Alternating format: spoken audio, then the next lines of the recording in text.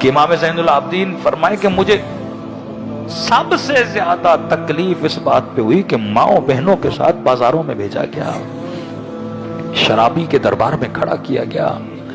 کس پہ رو رہے ہیں زین العابدین؟ اکبر پہ نہیں رو رہے اتنا، قاسم پہ نہیں رو رہے اتنا، بابا پہ نہیں رو رہے اتنا، سب سے زیادہ اپنی پھپھیوں کی چادروں پہ رو رہے ہیں۔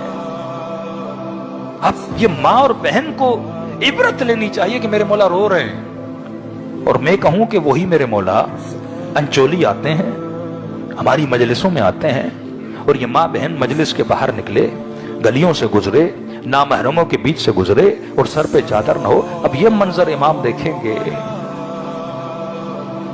عزیز، یہ دین عبرت کا دین ہے، یہ دین رسم کا نام نہیں ہے، یہ مکتب انسانی فکر کو صراط مستقیم پہ لانے کا مکتب ہے۔ تبھی خدا کہہ رہا ہے دعا کر، دعا کر، ہر نماز میں دعا کر، اہدنا الصراط المستقیم، ان کا راستہ جن پہ تو غضبناک نہیں۔ کس پہ خدا غضبناک ہوتا ہے؟ جو گناہ کرے،